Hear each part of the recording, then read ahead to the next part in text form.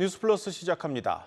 미국의 국가신용등급이 강등되는 초유의 사태가 발생했습니다. 국제신용평가사 피치가 미국의 국가신용등급을 최고 등급에서 한 단계 강등했습니다. 12년 만의 일입니다. 전 세계의 안전자산인 미국 국채의 신용등급이 깎이자 전 세계 금융시장이 요동치고 있습니다. 글로벌 컨텐츠부 김종학 기자와 자세히 분석해 보겠습니다.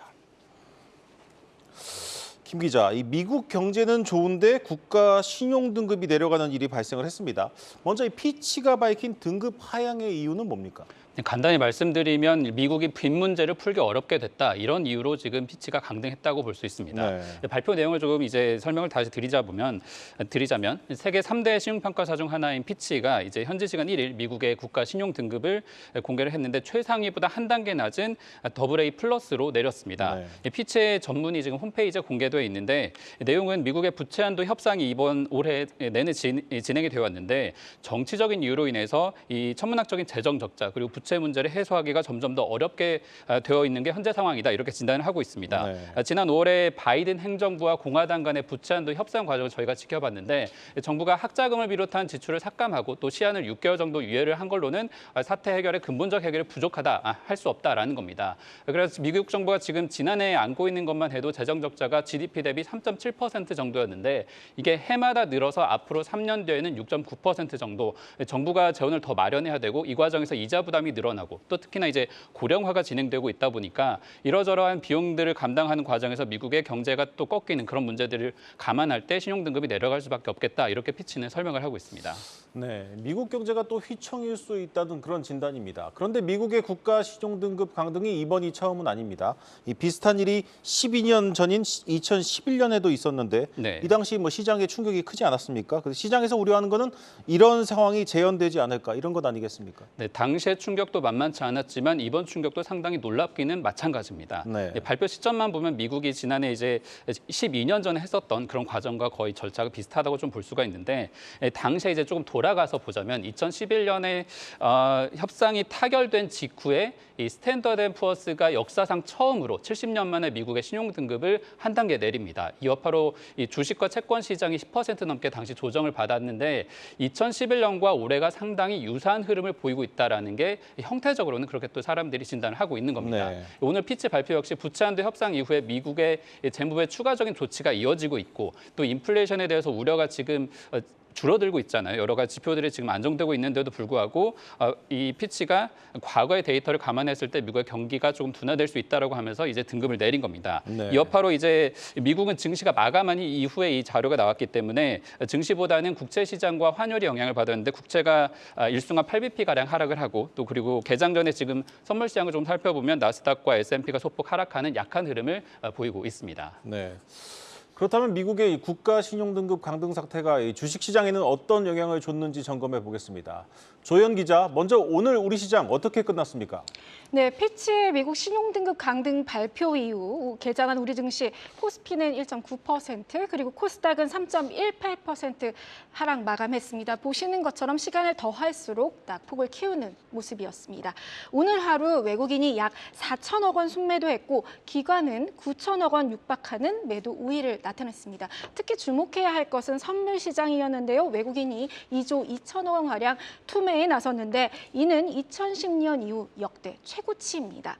아시아 증시도 일제히 약세를 보였습니다. 일본 니케이가 2.3%, 상해 종합은 마이너스 0.89%, 홍콩 항생이 2% 넘는 하락세 보였습니다. 하지만 오늘장 예고편에 불과할 수 있다 이런 전망이 나오고 있는데요. 일단 차익 실현의 매물이 나왔고 유럽과 미국 시장에서 어떻게 반응할지 이에 대한 불확실성 자체에 경계감이 뚜렷했다라는 평가입니다. 그렇다면 2011년으로 돌아가서 당시 신용평가사 S&P가 미국의 신용등급을 처음 강등했을 당시 국내 증시 어떻게 움직였는지 한번 볼까요? 8월 초 2170선까지 올랐던 코스피가 일주일간에 17% 폭락하며 1800선으로 떨어졌습니다. 당시 코스피 시장에서 빠진 거래 대금만 13조 원이 넘습니다. 그리고 그 여파는 10월 초까지 이어졌습니다. 1650선까지 저점을 이루면서 미국 신용등급 강등 사태로 500포인트가 빠지는 여파를 보였습니다. 그리고 2000선을 회복하기까지는 2012년이 지난 다음인 7개월여가 걸렸습니다. 2011년 한 해 한국 주식시장에서 이탈한 외국인 자금은 92억 8천만 달러, 11조 원이 넘는 규모였고요. 이 역시 역대 두 번째 규모였습니다. 전문가들은 일단 증시의 대내외적인 상황이 2011년보다는 훨씬 견조한 모습이다, 이런 평가를 내놓고 있는데요. 2011년 당시에는 미국 정치권의 정쟁이 극한에 달해 있었고 이후에도 유로존 등 위기가 넘쳐나면서 위기감, 글로벌 전체, 금융시장 전체의 위기감이 컸었는데 지금은 미국 금리 인상 사이클에도 신용 리스크가 진정되는 분위기라는 평가입니다.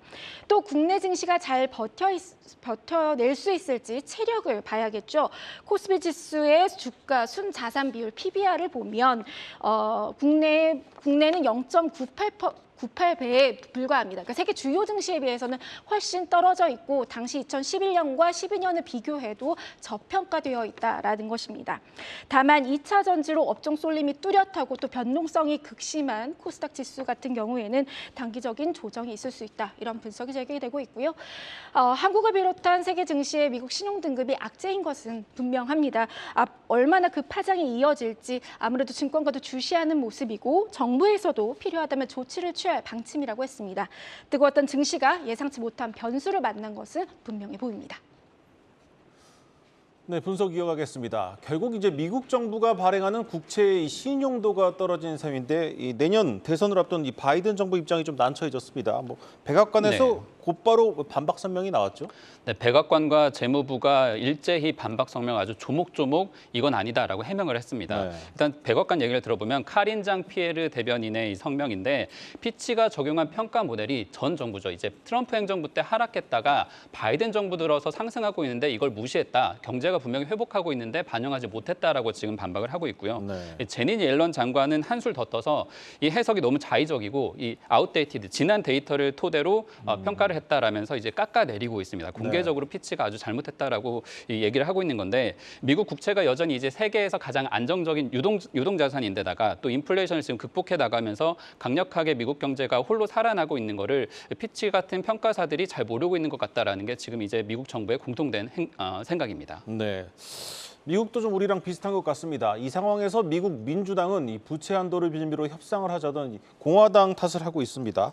자, 이런 거에 떠나서 이 경제 석학들까지도 납득하기 어렵다고 비판 중인데 어떤 입장들을 내놓고 있습니까? 아무래도 한번 사태를 겪어보기도 했었고 이번 사태가 상당히 납득할 만한 근거 자료로는 좀 부족하다라는 게 이들 의견의 공통된 생각입니다. 네. 보면 이제 미국의 전 재무장관인 레리 서머스 그리고 경제석학인 폴 크루그먼 그리고 핌코를 이끌었던 모하메드 엘 에리언 알리안츠 고문 등이 일제히 피체 발언이 틀렸다라는 취지의 발언을 쏟아내고 있습니다. 네. 이 레리 서머스는 자신의 트위터를 통해서 미국 경제가 장기적으로 부채 문제에 직면해 있는 건 사실이지만 최근의 경제 상황을 감안하지 못한 것 같다. 이렇게 지금 얘기를 하고 있는 상황이고 기이하고 무능한 결정이다라고 쏘아붙였습니다. 또 그리고 칼럼니스트로 지금 활동을 하고 있는 폴 크루그먼의 트위터 내용도 비슷한 내용인데 지난해 미국의 신용등급 전망을 부정적인 것에서 안정적으로 이제 전망을 올려놓은 게 피치인데 이런 걸 다 무시를 하고 지금 등급 전망을 내린 데다가 국채에 대해서는 워낙 정보가 부족한 게 평가사라는 걸 스스로 인정한 셈이 됐다. 이렇게 조롱하는 듯한 글을 남기기도 했습니다. 피치는 실제로도 이제 지난해 이제 안정적이었던 전망을 올해 이제 부채 한도 협상 당시에 전망치를 조금 이제 부정적으로 고쳐야겠다라는 정도의 뉘앙스를 풍기기는 했지만 너무 갑작스럽게 등급을 내리다 보니까 이런 반발들이 계속해서 나오고 있는 것 같습니다. 네, 시장이 이제 간밤에 충격을 소화하는 과정에 있습니다만 이 채권 시장에서는 이 충격이 오래가지 않을 수 있다 이런 진단이 나오고 있다는데 이건 무슨 얘기입니까?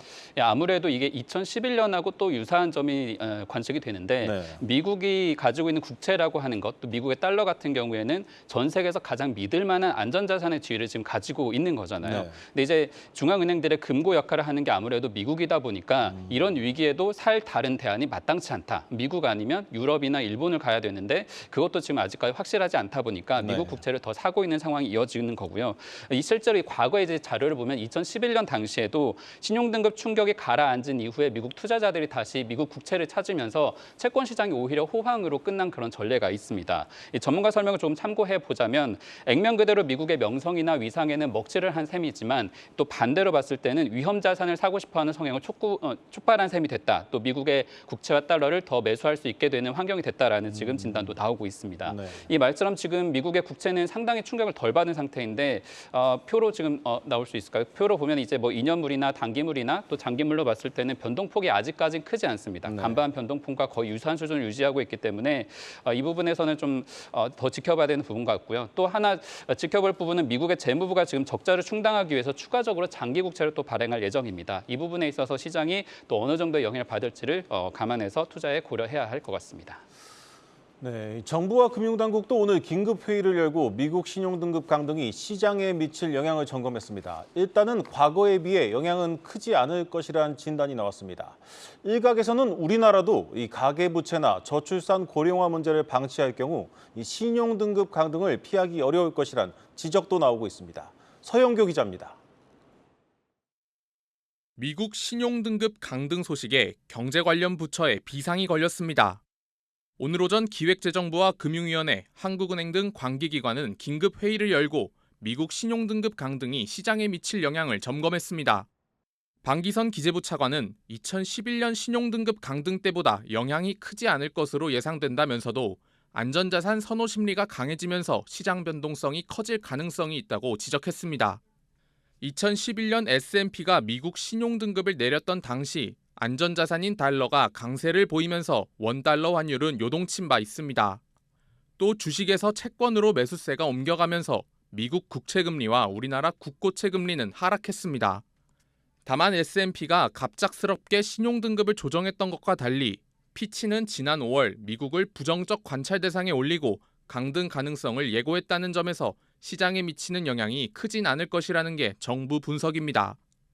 수익성이 커졌다. 그래서 글로벌 안전자산으로 가자. 그렇게 되면서 국채랑 달러에 또 몰렸던 것 같더라고요. 지금도 아마 그럴 공산은 좀 있어요. 근데 이제 그 변동 폭이 그때처럼 크진 않을 거라는 게 일단 전문가들의 판단이고. 한편 세계 1위 경제대국인 미국의 신용등급이 내려가면서 우리나라 등급에 대한 관심도 커지고 있습니다. 현재 S&P와 무디스는 우리나라 신용등급을 상위 3번째, 피치는 상위 4번째 등급으로 매기고 있습니다. 이들은 우리나라 신용등급을 대체로 안정적이라고 평가하면서도 가계부채나 저출산 고령화 등을 주요 위험 요인으로 꼽았습니다. 우리나라 GDP 대비 가계부채 비율은 세계 주요국 중 3위 수준. 미국은 재정적자 심화로 정부 부채가 증가하면서 국가 신용등급이 하락했는데 우리나라 역시 가계부채 문제를 방치할 경우 신용등급 강등을 피하기 어렵다는 지적이 나옵니다. 자금 조달 코스트가 높아진다는 것이 가장 문제점이라고 봐야 되는 거고요. 우리나라 기업들이 해외 가서 외화 자금 조달 많이 하잖아요. 여기에도 직접적인 영향을 미치게 됩니다. 한국경제TV 서영교입니다.